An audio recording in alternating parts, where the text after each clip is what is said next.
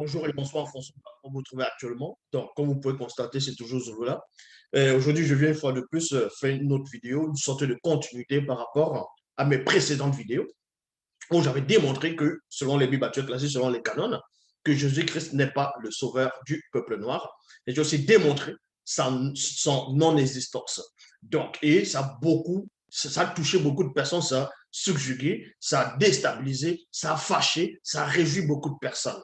Donc ici, on va continuer selon même le titre de la vidéo. Je vais vous démontrer une bonne fois pour toutes encore que non seulement ce personnage de Jésus-Christ n'est pas connu par l'armée céleste.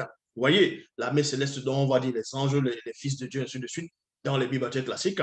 On va aller dans ce qu'eux vont appeler dans l'Ancien Testament et le Nouveau Testament pour vous montrer que l'usurpation de ce Jésus-Christ-là, parce que beaucoup de personnes disent que Jésus-Christ est l'agneau de Dieu qui ôte le péché du monde, en se référant aux propos de Jean le Baptiste. Donc, on va vous démontrer que Jésus-Christ n'a jamais été l'agneau de Dieu. Il ne sera jamais l'agneau de Dieu. Et il n'est pas l'agneau de Dieu. Donc, on va vous le démontrer bibliquement que Jésus-Christ est l'agneau de Dieu, le soi-disant, c'est-à-dire le soi-disant l'agneau de Dieu qu'on fait allusion dans le livre de l'Apocalypse n'a rien à voir avec Jésus-Christ. Vous voyez, on va vous le démontrer. Et aussi, on va vous expliquer que non seulement ce personnage de Jésus qui est une invention, n'a en gros sa divinité, en gros, puisque beaucoup de personnes parlent de sa divinité, certains parlent de la Trinité, donc une personne qui est en trois, donc trois personnes qui font une seule personne, dont le Père, le Fils et le Saint-Esprit. On va vous démontrer que c'est faux, cette logique, cette théorie n'existe pas. Donc, et que ce Jésus n'aurait même pas une existence dans le ciel, dans les cieux, avant de se manifester dans le visible.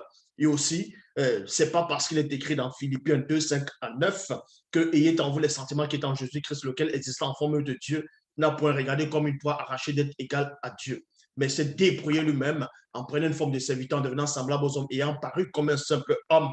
Ça, ce sont des passages qu'ils ont rajoutés pour instaurer, pour marquer la divinité de ce personnage inventé, connu sous la personne de Jésus-Christ, Jésus de Nazareth, Yahushua à Mashiach. Donc ici, on va le démontrer bibliquement selon, je m'arrête ici, dans on va dire les versions classiques actuelles. Donc, même quand vous lisez dans Colossiens, chapitre 1, verset 16, il est dit ici, car par lui ont été créées toutes les choses qui sont dans, c'est-à-dire qui sont aux cieux et en la terre. Il y a virgule.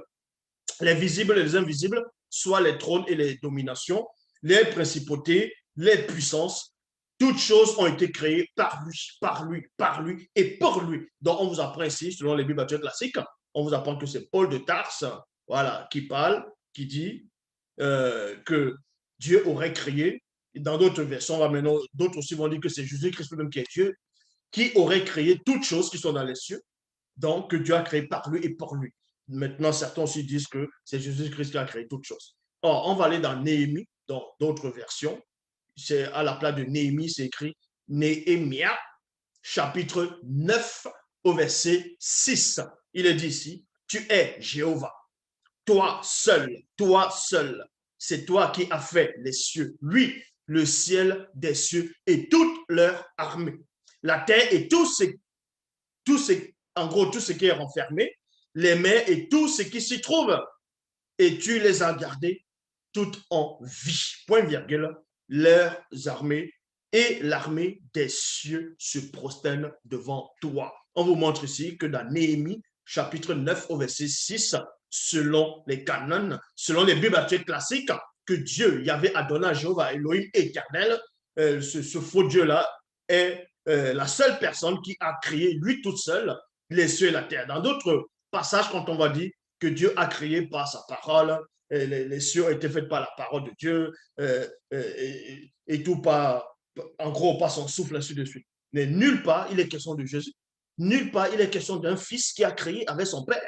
Donc, ça n'existe pas, cette version-là. Ça n'existe, en tout cas, dans les versions classiques, ça n'existe pas, cette notion-là, cette théorie-là, ce dogme-là. Tout ça, c'est complètement faux.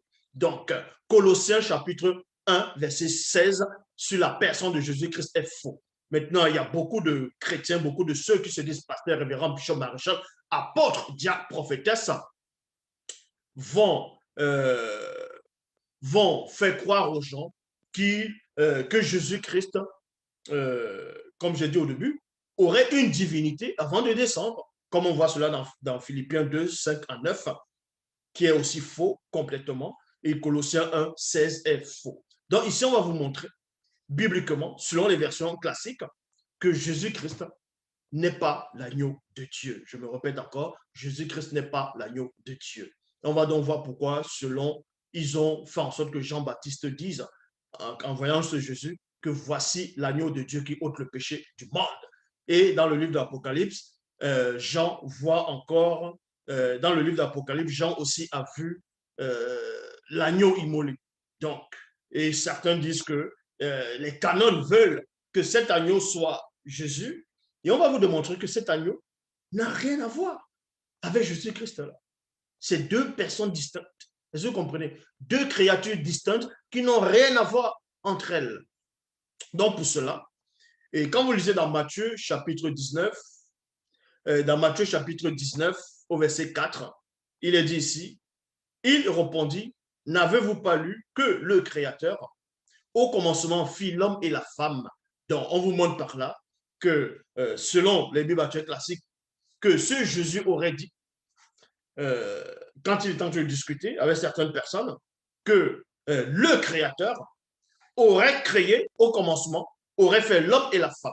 Donc, on vous montre par là que le soi-disant personnage de Jésus lui-même dit, il montre qu'il n'est pas le Créateur, contrairement à ce que, à ces moutons, contrairement à ce que les chrétiens pensent que, en tout cas certains chrétiens pensent, que Jésus serait le Créateur lui-même, serait le Père, il serait le Fils, il serait en même temps l'Esprit Saint. Parce que ils vont citer des versets sans comprendre ce que ces versets veulent dire. Ils vont aller peut-être dans Jean 10, 30, où il a dit, moi et le Père, nous sommes un. Dans la Bible de l'épée, il est dit, moi et le Père, nous sommes indivisibles. Donc, parce que le soi-disant Jésus va dire dans Jean 10, 30, que moi et le Père, nous sommes un. Donc, forcément, dans les logiques à ces chrétiens, Jésus aurait dit qu'il est le Père lui-même. Non, non. Ça, c'est complètement faux. Et parce qu'il va aussi prendre les versets où le soi-disant Jésus aurait dit à Philippe que celui qui m'a vu a vu le Père. Il y a si longtemps, je suis avec vous, tu ne m'as pas connu, ou bien tu ne m'as pas reconnu. Donc, le jour, bon, selon ce passage-là, quand le soi-disant Jésus est en train de parler ainsi, Jean, l'apôtre, était là. Et ça n'a pas empêché Jean, plus tard dans ses épîtres, d'écrire que personne n'a jamais vu Dieu à aucun moment. Personne n'a jamais vu le Père à aucun moment. Donc, si on vous dit, si ces chrétiens pensent que Jésus disait à Philippe réellement que lui, il est le Père, que celui qui l'a vu a vu le Père, Jean qui était là, qui avait le Saint-Esprit sur les Bibles classiques, dans les épîtres, il avait déjà reçu le baptême, il avait déjà reçu le Saint-Esprit il avait déjà reçu le Saint-Esprit, il avait déjà aussi reçu le baptême dans Actes des Apôtres chapitre 2. Donc, vous comprenez par là que Jean vient de contredire votre soi-disant Jésus-Christ. Mais ce n'est pas par là qu'on va s'arrêter. On va aller plutôt dans 1 Roi, chapitre 22, verset 19. J'avais déjà donné beaucoup de passages sur 1 Roi, chapitre 22, verset 19. J'avais expliqué ce qui se cachait derrière. Mais il y a aussi un autre sens, toujours dans ce verset, que beaucoup de personnes n'ont pas pu voir. Donc, ici, parce que remarquez que dans ce qu'on va appeler le Nouveau Testament, le soi-disant Jésus, dans la prière sacerdotale, il va dire qu'il était déjà auprès de Dieu avant que Dieu ne crée toute chose. Vous voyez, il était déjà auprès de Dieu, auprès du Créateur, selon lui, avant que le Créateur, avant que Dieu, Yahvé, Adonai, Jéhovah, Elohim, selon les Bibles classiques, ne crée toute chose. Vous voyez, et on va vous montrer que c'est un menteur. Il n'a jamais été de l'autre côté. Il n'était pas de l'autre côté, même selon les versions actuelles. Pour cela, on va d'abord dans ce qu'ils vont appeler l'Ancien Testament. Dans 1 Roi chapitre 22 au verset 19. Bible second 21, il est dit, Michée ajouta, eh bien, écoute donc la parole de l'Éternel. J'ai vu l'Éternel assis sur son trône, et toute et tous les corps, et tous les corps, et tous les corps célestes debout près de lui. Il y a virgule à sa droite et à sa gauche. Donc, le prophète, à un moment donné, selon les Bibles classiques, dans un temps reculé, a eu une vision. A eu une vision. Et dans la vision, c'est-à-dire a vu ce qui se passait de l'autre côté. En voyant, il dit ceci, qu'il a vu Dieu, il a vu Yahvé, il a vu Jéhovah, il a vu Elohim, l'Éternel, en fonction des versions, qui était assis sur un trône. Sur un trône, vous voyez? Et autour de lui, il a vu des corps célestes, donc il a vu des entités, il a vu des esprits, des êtres spirituels autour de Dieu, debout à sa gauche et à sa droite. Nulle part, ce prophète a précisé que Dieu était avec un fils. Est-ce que vous comprenez? Nulle part, dans les versions classiques, il est précisé que Dieu était assis et il y avait un autre personnage qui était assis à la droite. Donc, il n'a pas vu Jésus-Christ parce que Jésus-Christ ne vient pas du ciel. Il était inventé. Est-ce que vous comprenez? Il ne tire pas sa divinité de l'autre côté. Il a été inventé tout simplement. Michel dit ici qu'il a vu des êtres debout à la droite de Dieu et à sa gauche.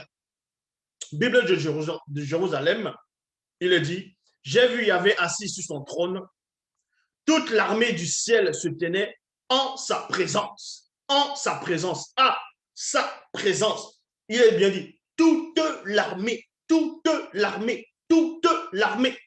dans tous les corps célestes, toute forme de vie était auprès de Dieu, à sa gauche et à sa droite. Nulle part il est question du Fils ici de Jésus. Donc, maintenant, il y a des moutons qui vont dire, oui, mais avant de descendre, il était Dieu le Père. Mais c'est écrit où qu'avant de descendre, il était Dieu le Père. Vous allez me dire, oui, mais j'ai cité le verset dans Philippiens 2,59, vous l'avez dit, ayant vous les sentiments qui étaient en Jésus-Christ, lequel exista en forme de Dieu. Mais n'a point regardé comme il pourrait arracher d'être égal à Dieu. Donc, pour vous montrer qu'il n'est pas Dieu lui-même. Vous ne comprenez pas les Écritures, vous ne comprenez pas le langage. N'est-ce pas? C'est écrit que votre soi-disant même propre Jésus dit que avant que Dieu ne crée toutes choses, lui, il était déjà assis à côté de Dieu. Il était déjà à sa droite. Il avait la gloire déjà auprès de Dieu. Donc, pour vous montrer qu'il n'est pas Dieu lui-même. Déjà, un, voilà l'indice. Et de deux, dans l'Ancien Testament, le prophète a une vision de ce qui se passe de l'autre côté. Il ne voit personne qui est assis à droite de Dieu ou à sa gauche. Lui, il voit quoi? Il voit juste les êtres célestes debout à sa droite, debout à sa gauche, pour montrer que le Jésus-là ne vient même... D'où est-ce que la notion veut qu'il vient de l'autre côté? Qu'il est descendu du Père. Il n'est pas descendu du Père, vu qu'il n'existe pas. Donc, Bible de Jérusalem, j'ai vu Yahvé assis sur son trône, toute l'armée du ciel se tenait en sa présence, virgule, à sa droite et à sa gauche. Traduction Pierrette Clama Léna. Il est dit ici, j'ai vu Yahweh assis sur son trône et toute l'armée du ciel se tenait autour de lui, virgule, et non autour d'eux. Parce que si le Fils est là, si ce soit, disons, Jésus a existé avant, le prophète allait voir le Fils aussi. Il allait voir ce Jésus. Vous voyez? Il allait le voir. Mais on dit ici, autour de Dieu. C'est-à-dire autour de lui. Lui, c'est une personne. Et non autour d'eux. Zoula n'est pas en train de tordre les mots, n'est pas en train d'inventer les phrases. Mais autour de lui, selon les Bibles classiques, donc pour parler de la divinité de Jésus, ou bien de sa non-divinité, on va d'abord sur le témoignage des prophètes, de ce que les prophètes ont vu, de ce que les prophètes ont vu. Donc, maintenant, on va dans Apocalypse, Apocalypse chapitre 4, au verset 1 à 3. Il est dit, après cela, j'ai eu une autre vision. Donc là, maintenant, c'est Jean. Selon les Bibles classiques, c'est Jean, l'apôtre Jean. Il a eu une vision. Il dit ici, après cela, j'ai eu une autre vision. Je vis une porte ouverte dans le ciel. La voix que j'avais entendue me parlait. me parlait auparavant, celle qui résonnait comme une trompette et me dit, deux points. Non, me dit, deux points. Monte ici et je te montrerai ce qui va arriver dans la suite. Donc, on dit ici qu'il y avait, selon les Bibles classiques, un ange. Et comme ces chrétiens n'ont pas de substance spirituelle, beaucoup de personnes, même les scientifiques, ils vont vous dire que non, cet ange-là qui parlait à Jean, c'était Jésus-Christ qui lui est apparu à l'île de Patmos parce que ce personnage aurait dit et le vivant, j'étais mort, et voici ce vivant, c'est que les siècles, j'étais les clés de la mort du séjour des morts. Mais ils vont dire que c'était Jésus-Christ, n'importe quoi. Donc, cet ange-là va montrer à Jean des choses qui se passent de l'autre côté. Et pendant que Jean voit les choses, plus tard, il va décrire ces choses-là. Il dit ici, après cela, j'eus une autre vision. Je vis une porte ouverte dans le ciel. La voix que j'avais entendue me parler, virgule, auparavant, celle qui résonnait comme une trompette, me dit, monte ici et je te montrerai ce qui doit arriver ensuite. Et à point. Aussitôt, l'Esprit Saint me saisit et je vois le siège. Et je vois le siège. Dans d'autres versions, il est dit, je vois un trône. Je vois le siège d'un roi installé dans le ciel. Quelqu'un est assis sur ce siège. Donc, dans Apocalypse chapitre 4, selon les Bibles classiques, beaucoup de personnes disent que c'était Jésus-Christ qui est assis dans Apocalypse chapitre 4. Et il y avait les 4 séraphins, dont on va parler de ça plus tard. Non, selon les Bibles classiques, ce n'est pas Jésus qui est assis là, c'est Dieu lui-même. C'est Yahvé Adonai, Jéhovah Elohim, l'Éternel, qui est assis sur le trône d'Apocalypse chapitre 4. Et devant lui, il y a les 24 vieillards, c'est-à-dire les 24 anciens, Badoum. Et autour du trône, et au milieu du trône, il y a les quatre séraphins, les 4 êtres vivants. Il n'est pas dit que le Fils était à côté. Il n'est pas dit. Maintenant, d'autres vont dire, oui, il a dit, comme j'ai vaincu, je me suis assis sur le trône, tout ça, il s'est passé. Ce Jésus n'existe pas. Même dans le ciel, il n'a même pas sa trace là. En tant qu'entité, en tant que Dieu, en tant que peu importe, il n'a pas de trace dans les cieux. Tout ça parce que c'est un usurpateur. Donc, on vous apprend ici. Je vais vous révéler, on va vous montrer ici, que dans Apocalypse chapitre 4, selon les Bibles classiques, le personnage, la personne qui est assise sur ce trône-là, c'était Dieu. Et ça n'a rien à voir avec Jésus. Jésus n'existe pas. Ça n'a rien à voir avec lui. Donc, aussitôt, l'Esprit, ça me saisit et je vois le siège d'un roi installé dans le ciel. Quelqu'un est assis sur ce siège. Il y a point. Il avait l'éclat resplendissant de pierres précieuses, de jaspe et de sardoine. Le trône était environné d'un arc-en-ciel qui brillait comme une pierre d'émeraude. Il y a point ici. Quand vous allez dans Genèse, non, dans Exode, chapitre 24, au verset 9 à 10, il est dit, Moïse monta avec Aaron, Nabat, Ambioum et 70 anciens d'Israël. Donc, Nabab et Ambioum, c'était l'un des 2 fils d'Aaron, dans les neveux de Moïse. Ils sont montés, ils ont, avec les 24 anciens, il y a 24 anciens, non, 70 anciens, et Aaron, son frère. Et là-bas, qu'est-ce qu'ils ont vu? Ils virent le Dieu d'Israël.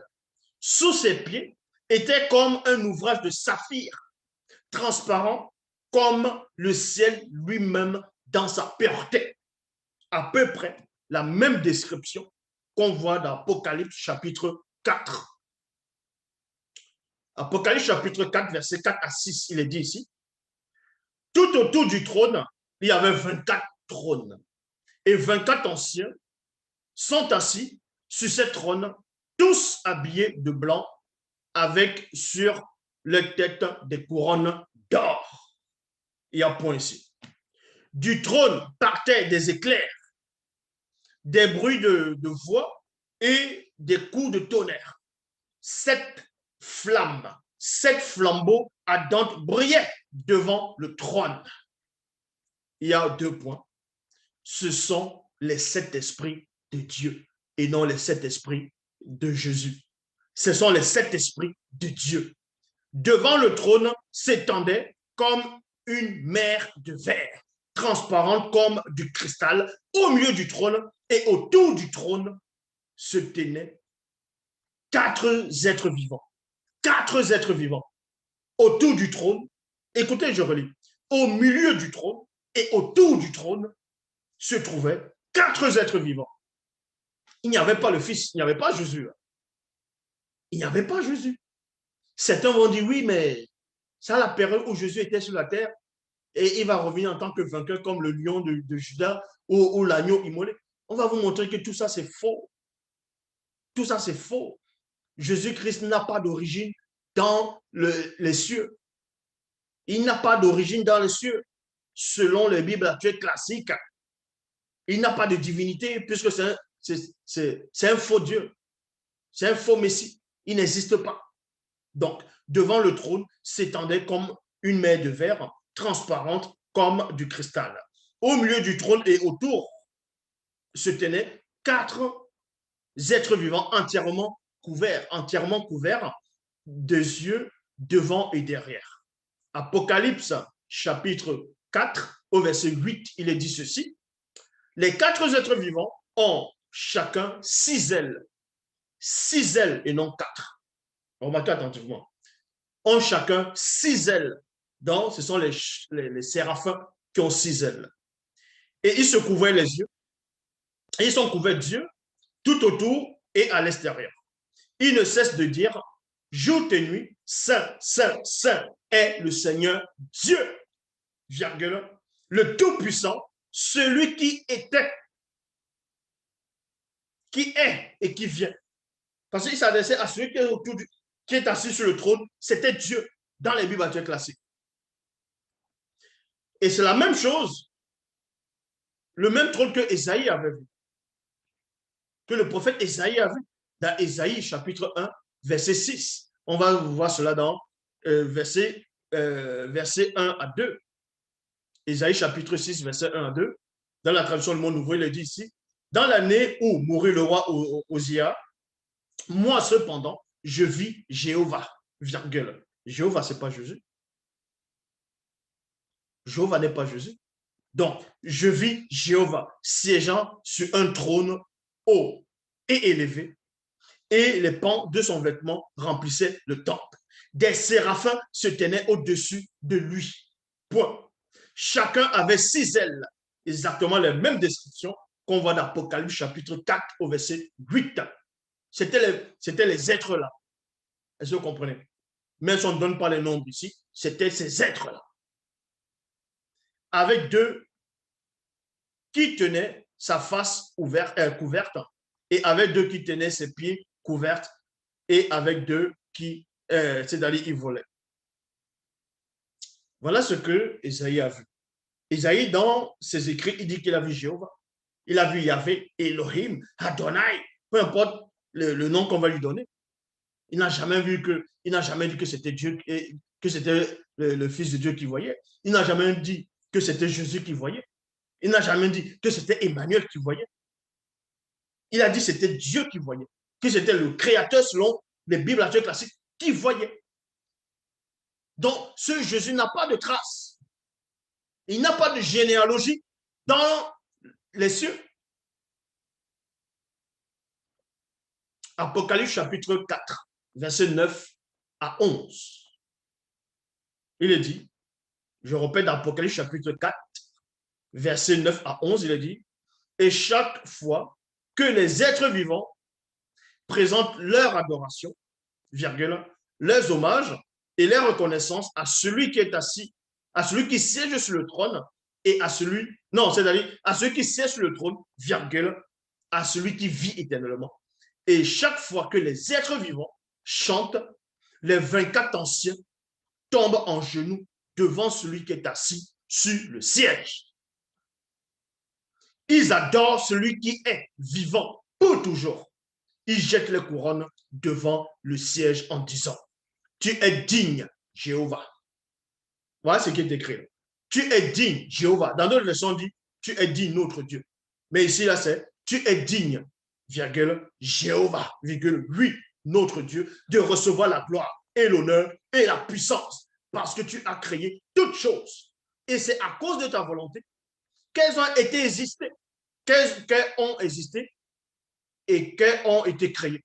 Donc, on vous montre ici que même les 24 anciens, en quel moment ils ont vu le Fils de Dieu? En quel moment ils ont vu Jésus? En quel moment ils ont vu Jésus? Jésus n'existe pas. Il n'a pas sa trace dans le spirituel. Parce que c'est une invention. Est-ce que vous comprenez? Donc, Apocalypse, chapitre 5, au verset 1 à 5, il est dit, puis je vis dans la main droite de celui c'est qui? C'est toujours Dieu. De celui qui était assis sur le trône, un livre en dedans et en dehors, et scellé de 7 sceaux. Je vis aussi un ange puissant qui proclamait d'une voix forte, qui est digne d'ouvrir le sceau et d'en rompre, qui est digne d'ouvrir le livre et d'en rompre les sceaux. Mais dans le ciel, virgule, sur la terre et sous la terre, personne ne peut ouvrir le livre. Personne ne peut regarder ce qu'il y a dedans. Alors, je pleure beaucoup. Il y a point. On me dit que Jean pleure beaucoup. Donc, les esprits, maintenant, les esprits pleurent, ils ont les larmes. Mais on sait que c'est le corps physique qui va pleurer. Donc, voilà, ça, c'est du n'importe quoi. Mais bon, je pleure beaucoup. En effet, personne n'est digne d'ouvrir le livre, personne n'est digne de regarder ce qu'il y a dedans. Mais l'un des anciens me dit, ne pleure pas, le lion de la tribu de Juda, il y a virgule, le rejeton de David, a été vainqueur. Il peut ouvrir le livre et c'est 7 sceaux. Donc, on va vous faire croire ici que le lion de la tribu de Juda, le rejeton de David, c'est Jésus. J'ai démontré que c'est faux. Pourquoi? Déjà, Jésus n'est pas le lion. Il n'est même pas le lion de la tribu de Juda. Jésus, selon les Bibles actuelles classiques, par rapport à sa généalogie, il n'est même pas issu de la lignée de Juda, ni de David. David est issu de la lignée de Juda, selon les Bibles actuelles classiques, mais pas Jésus.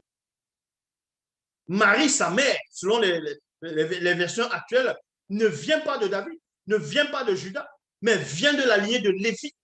Ça, je l'ai démontré.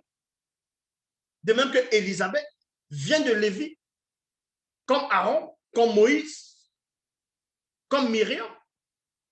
Donc, d'où vient ici qu'on vous dise que Jésus est la descendante de David, Jésus est le fils de David, issu de la tribu de Juda. Ça, c'est faux. Jésus n'a pas sa généalogie, selon les canons, de la tribu de Juda. Et c'est qui le lion de... C'est donc qui le lion de la tribu de Juda? Le lion de la tribu de Juda, c'est Juda lui-même. On a juste usurpé ce titre-là pour le donner à un personnage inventé connu sous la personne de Jésus. On voit cela dans Genèse, chapitre 49, au verset 9. Il est dit, Judas, virgule, mon fils, tu es comme un jeune lion qui dévore sa proie et regagne son repère. Bible second 21, Judas est un jeune lion. Tu reviens du carnage, mon fils. Voilà le passage qu'ils ont pris. Ils ont fait croire que Jésus était le lion de la tribu de Judas, qui allait sur la terre, qui est parti en carnage, qui est parti comme un agneau, et il est revenu en tant que lion parce qu'il a vaincu. Vous voyez? On dit le lion de la tribu de Judas a vaincu. Ça s'appelle la christocentrisme. Donc, ils ont centré le personnage de Jésus un peu partout où il y a des prophéties, où il y a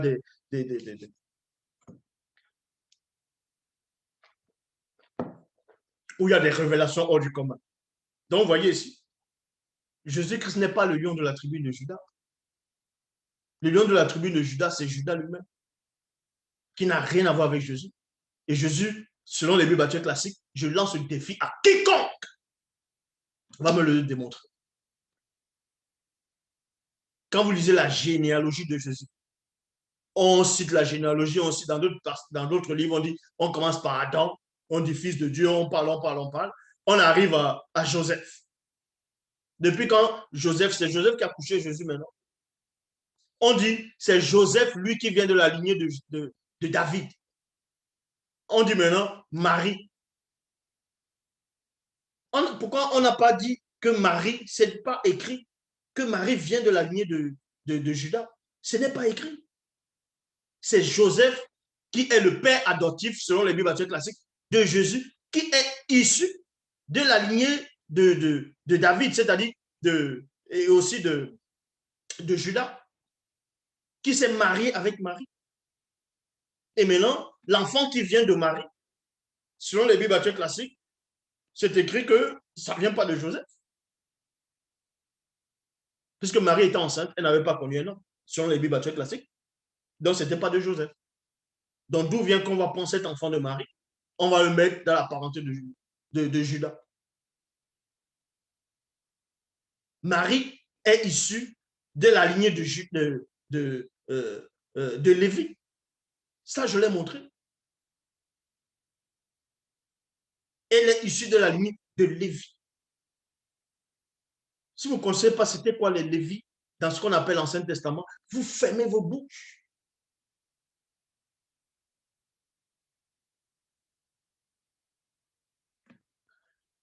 Donc, déjà, Jésus n'est pas issu du ciel déjà, même quand vous lisez dans Jean 3,13, personne n'est monté au ciel, si ce n'est celui qui est descendu du ciel, le Fils de l'homme qui est dans le ciel. Vous voyez qu'il y a beaucoup d'anomalies là-dedans.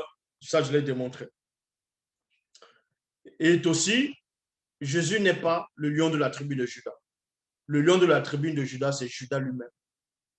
Vous comprenez? Ils ont juste usurpé ce titre-là. Et Jésus, même dans les Bibles classiques, n'est même pas descendant de David. Même si on va vous dire que le soi-disant Jésus a dit d'Apocalypse, Apocalypse 22, c'est moi Jésus qui a envoyé mon ange, ainsi de suite, je suis la tribu, je suis le fils de David, et tout ça c'est faux. Ils ont juste rajouté cela pour mettre un personnage inventé, pour vous tromper, pour vous usurper spirituellement. Donc, Apocalypse chapitre 5, au verset 6, il est dit quoi? Alors, je vis, virgule, au milieu du trône et des 24 êtres vivants, et des 4 êtres vivants, et au milieu des anciens, virgule, un agneau debout, virgule. Ouh, vous allez vous comprendre la révélation que personne dans ce monde n'a pu pénétrer ou expliquer. C'est qui cet agneau-là? Les gens pensent que cet agneau, c'est Jésus-Christ. Cet agneau n'a rien à voir avec Jésus-Christ. Je vais vous le démontrer bibliquement. Est-ce que vous comprenez? Donc, pour vous montrer que Jésus n'existe pas. Donc, je répète, Apocalypse chapitre 5. À tous ceux qui se disent pasteur, révérend, bishop, maréchal, apôtre, diacre, prophétesse, asseyez-vous et écoutez le seul enseignant. Apocalypse chapitre 5, verset 6. Alors, je vis, au milieu du trône et des 4 êtres vivants et au milieu des anciens, un agneau debout, virgule, qui semblait immolé. Qui semblait immolé. Il avait 7 cornes et 7 yeux, qui sont les 7 esprits de Dieu envoyés sur la terre. Maintenant, la définition du mot immolé, c'est quoi? C'est tuer quelqu'un, un animal, pour offrir en sacrifice à une divinité. Immoler des victimes sur l'autel. Donc, maintenant, on va aller dans une autre version pour aller plus en profondeur. Dans Bible seconde 21, toujours dans le même passage, il est dit, puis je vis, virgule, au milieu du trône et des 4 êtres vivants et au milieu des anciens, un agneau debout, comme offert en sacrifice. Il y a point. Il avait 7 cornes et 7 yeux. Qui sont les 7 esprits de Dieu envoyés par toute la terre. Donc, on a vu un agneau, Jean a vu un agneau, cet agneau était comme mort, c'est-à-dire comme immolé. Mais mort dans quelles circonstances? Ça, c'est ça qui est intéressant maintenant. C'est là où on va pénétrer dans la révélation. C'est là la différence entre Zelula et le reste de l'humanité. C'est ça la différence entre la vérité et le mensonge, entre la réalité et les sensations. Donc, Bible des peuples, toujours dans le même passage, il est dit, dans le même passage, j'ai vu alors l'agneau qui semblait être, qui avait, non, j'ai vu alors un agneau qui semblait avoir été égorgé, égorgé, égorgé. Il y a point. Bible Shoraki, je vois au milieu du trône et des quatre êtres vivants et au milieu des anciens un agneau debout comme égorgé. Il y a virgule. Traduction Abbé Filion. Je regardais et voici au milieu du trône et des quatre êtres et des quatre animaux et au milieu des vieillards, un agneau était debout, virgule, comme égorgé. Montrez-moi un passage dans les Bibles actuelles classiques. Je lance le défi à quiconque dans le monde entier de me montrer un verset, un seul passage, où on aurait égorgé Jésus-Christ, où on a égorgé Jésus-Christ. Parce que si vous dites que l'agneau, là, c'est Jésus, on vous dit que l'agneau qui est mort dans le visible, on l'avait égorgé, cet agneau. Montre-moi le passage où on a égorgé Jésus. Et là, on va accepter que cet agneau, c'était Jésus. Donc, vous voyez que vous ne maîtrisez même pas les Écritures. Et vous voulez combattre qui? Vous voulez combattre qui? Celui qui a assisté à toutes choses. On vous apprend ici que l'agneau que Jean a vu, on l'a tué pour le sacrifice. Cet agneau-là, on l'a tué pour le sacrifice. Depuis quand les faux juifs, selon les Bibles classiques, ont tué Jésus, ils l'ont mis sur la croix. Bon, les Romains ont tué Jésus, ils l'ont mis sur la croix selon les Bibles classiques. Pour quel sacrifice? Montrez-moi dans les Bibles où on a égorgé Jésus. Parce que l'agneau aussi, qui était sur la terre, qui va représenter, en gros, celui qui doit sauver un peuple, lui, on l'a égorgé. Mais on n'a pas égorgé Jésus. Selon les Bibles classiques, ça vous comprenez que vous ne comprenez pas les Écritures. Donc, cet agneau-là n'a rien à voir avec Jésus. Est-ce que vous comprenez? Je répète, cet agneau n'a rien à voir avec Jésus. Si vous voulez comprendre l'identité de cet agneau-là, c'est l'agneau que Abel avait tué au jardin d'Éden. Est-ce que vous comprenez? C'est l'agneau, le premier agneau que Abel avait tué, avait égorgé. Vous allez me dire, mais il avait égorgé en quel moment? On va vous montrer ces choses. Cet agneau, ce n'est pas Jésus. Donc, on va encore usurper le titre d'une créature. On va dire c'est Jésus. Jean a vu l'agneau comme immolé. Immolé, ça veut dire on va le découper. On va le découper. On va le brûler. Puisque c'était ça les sacrifices. On découpait en morceaux et on brûlait. On a brûlé le corps de Jésus. On a égorgé Jésus pour dire que c'était lui cet agneau-là. Cet agneau était blessé. C'est-à-dire, on avait égorgé cet agneau-là. Donc, on va dans Genèse chapitre 4, verset 4, Bible du semeur. Il est dit ici. Abel, de son côté, présenta des premiers-nés de son troupeau et en offrit les meilleurs morceaux. Quand on dit les meilleurs morceaux, morceaux, ça veut dire quoi? C'est-à-dire que c'est une viande qu'on a coupée en petites tranches, en petits morceaux. On coupe, on coupe, on coupe, et on offre des morceaux. Et on sait comment on tuait les animaux.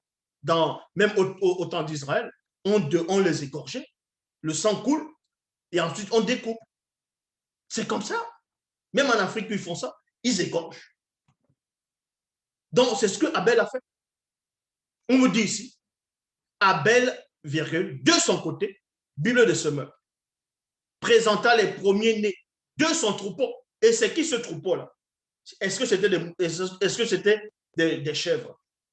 Est-ce que c'était des bœufs? Non, on va donner la précision de c'était quoi ces animaux-là que Abel a tués. C'était la toute première personne dans l'histoire de l'humanité, selon les Bibles classiques, qui a versé le sang. Bible parole de vie. Donc vous comprenez que là, dans Genèse 4, Satan manifestait déjà l'introduction d'un soi-disant sauveur unique sur la personne de Jésus. Ce que vous voyez.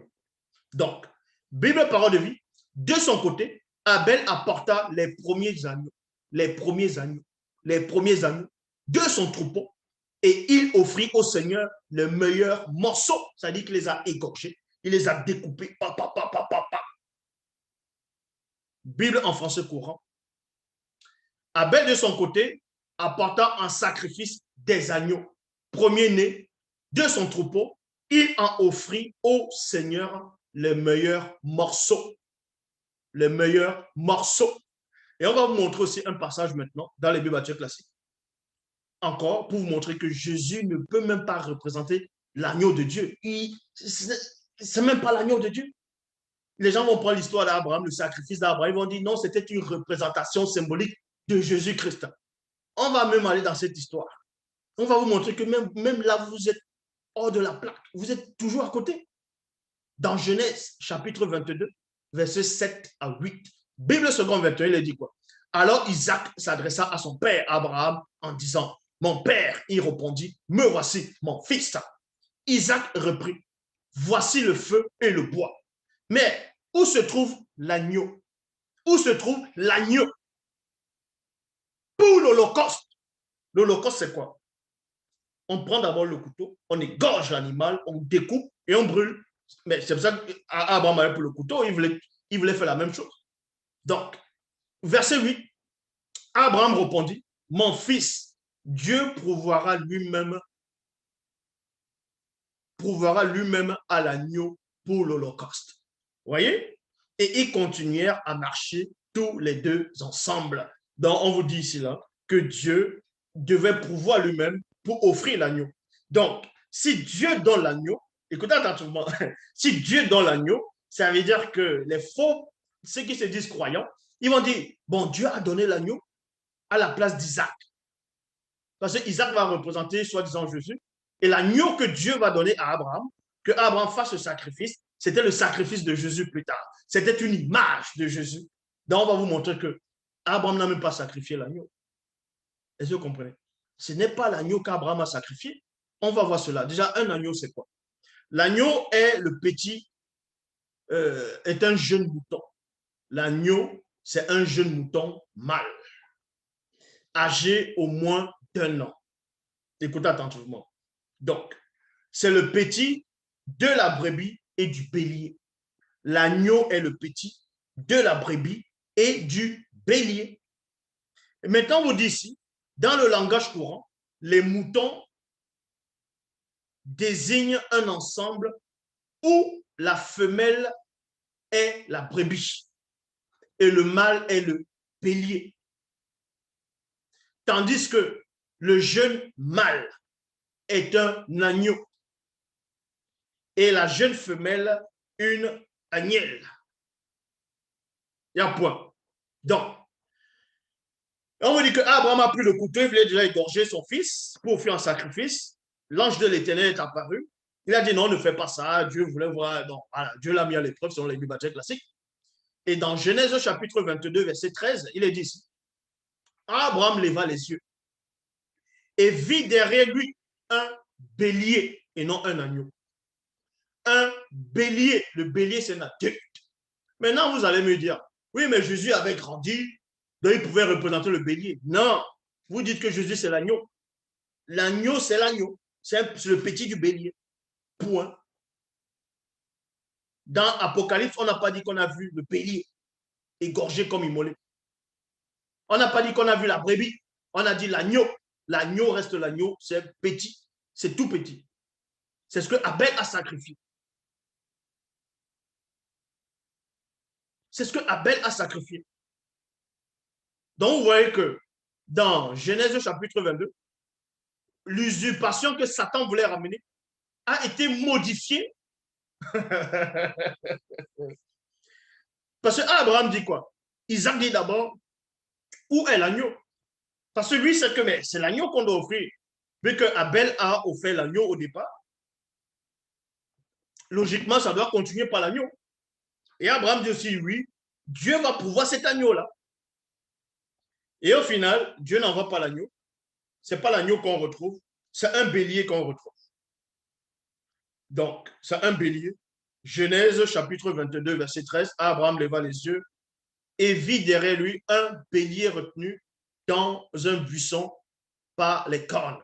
Et Abraham alla prendre le bélier et non l'agneau. Le bélier, c'est un adulte. D'Apocalypse, il n'est pas question de bélier, il est question d'agneau. Et l'offrit en holocauste à la place de son fils. Alors, d'où vient que Jésus, c'est lui qui est l'agneau de Dieu qui est offert en sacrifice à la place d'Isaac, selon vos soi-disant révélations. Ce n'est pas un agneau qui est offert en sacrifice, c'est un bélier. C'est un bélier. Vous allez me dire, oui, mais c'est toujours la même chose. Non, un agneau, c'est un petit. L'agneau, c'est petit. Quand ça grandit, ça a l'expérience, ça devient un adulte, ça devient le bélier. Et c'est plus pareil. Maintenant, ça a des cornes, ça a tout. N'est-ce pas vous-même, vous dites que votre Dieu, c'est un Dieu de précision. Donc, s'il dit agneau, c'est que c'est l'agneau.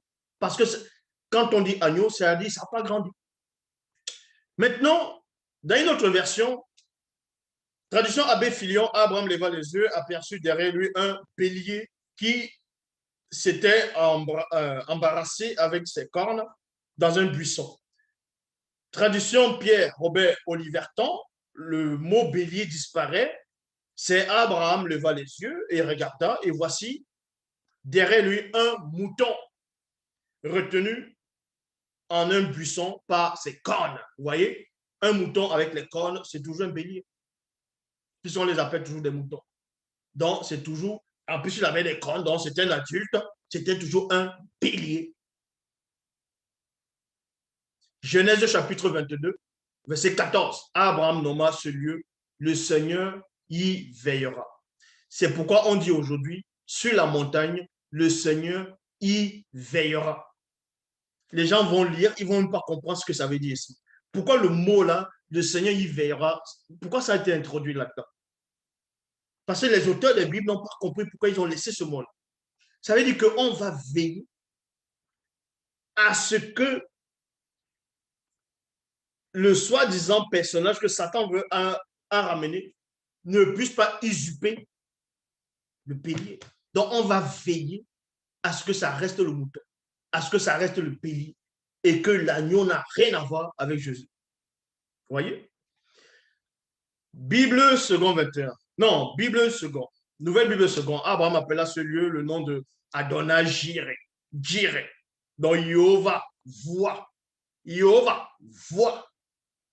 C'est pourquoi l'on dit aujourd'hui, à la montagne du Seigneur, il sera vu. Il sera vu. Qu'est-ce qui sera? Qu'est-ce qu'on devrait voir sur cette montagne-là? On devrait voir quoi sur cette montagne? Qu'est-ce qui s'est passé sur cette montagne? Abraham a sacrifié un bélier et non un agneau. Est-ce que vous comprenez? Donc, et c'est là Satan lui-même, Satan s'est fait prendre dans son propre jeu. Satan s'est fait prendre dans son propre jeu. Comment? Puisque c'est lui qui est l'auteur de ce Jésus-là derrière, pour tromper le maximum de gens, trafiquer l'histoire du peuple noir, premièrement. Et maintenant, dans son plan, il a vu que les gens vont adorer ce Jésus à un point où ils vont mépriser lui, Satan. Satan a dit non, que lui fait ça pour que lui soit en haut. Et c'est là où maintenant Satan va vous dévoiler quelque chose. Dans une conversation selon les Bibles classiques avec ce Jésus, il va vous dévoiler quelque chose que l'humanité n'a pas pu voir.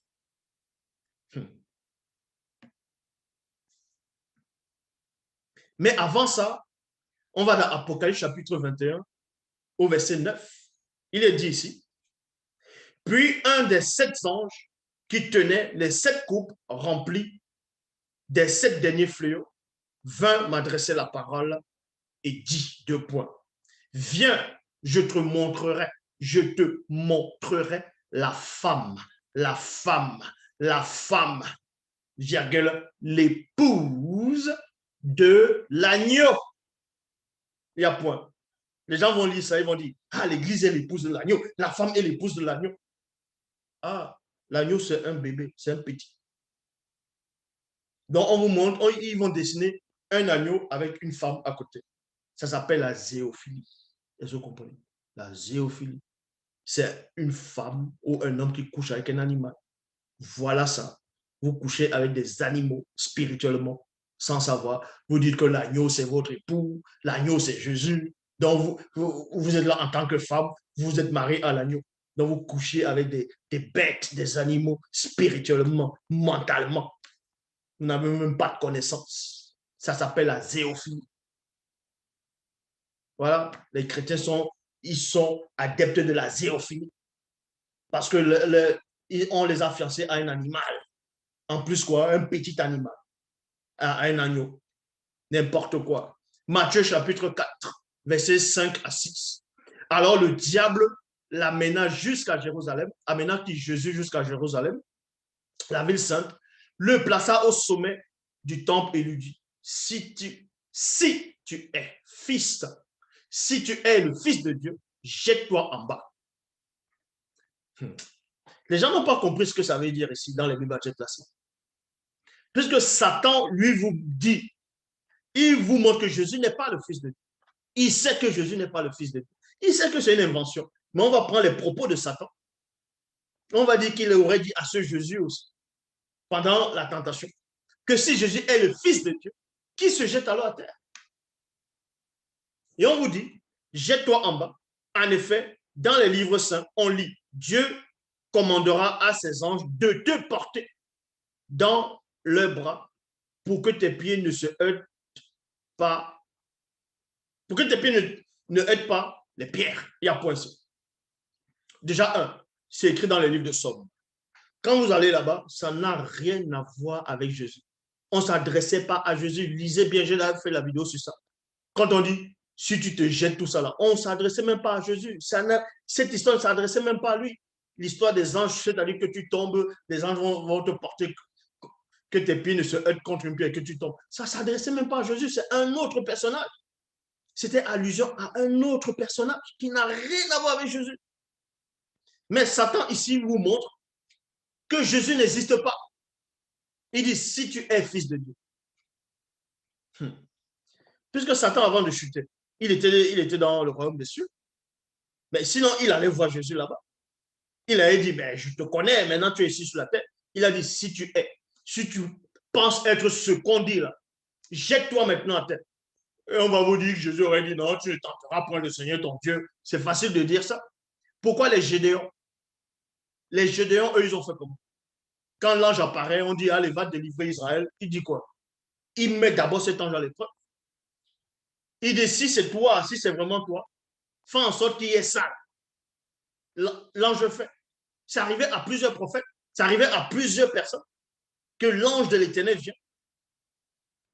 Même au temps de Osias, même Ézéchias, par rapport quand le roi est malade, il veut des signes que si c'est toi, si c'est la parole de Dieu, fais en sorte qu'il y ait ça là, que je voie ça là, que mon ombre fasse comme ça. Il aurait pu lui dire, mais on ne tente pas Dieu. Mais ce qui arrange Jésus ici, on ne tente pas Dieu. Parce que selon les Bibles classiques, il savait que s'il sautait là, bah, il allait mourir. Vous voyez? Parce qu'il sait déjà que cette prophétie ne s'adresse même pas à lui. C'est ça qu'on dit ici, dans Jean, chapitre 1, verset 29. Le lendemain, Jean, c'est-à-dire Jean le Baptiste, aperçut Jésus qui se dirigeait vers lui. Alors il s'écria, voici l'agneau de Dieu. Il y a virgule. Les gens ont dit, ouais, Jean-Baptiste a dit ça. Voici l'agneau de Dieu, celui qui ôte le péché du monde. Jésus-Christ n'est pas l'agneau de Dieu. Il n'a jamais été l'agneau de Dieu. Il ne sera jamais l'agneau de Dieu. C'est aussi simple que ça. Il n'est pas l'agneau de Dieu. Donc, l'agneau qu'on a vu dans le livre d'Apocalypse, comme égorgé, c'était le premier agneau que Abel avait tué, qui n'a rien à voir avec le personnage de Jésus. Dans Luc, donc ici, là, dans Jean chapitre 1, verset 29, Jean-Baptiste a été trompé. C'est pour ça que quand on le met en prison, la raison revient.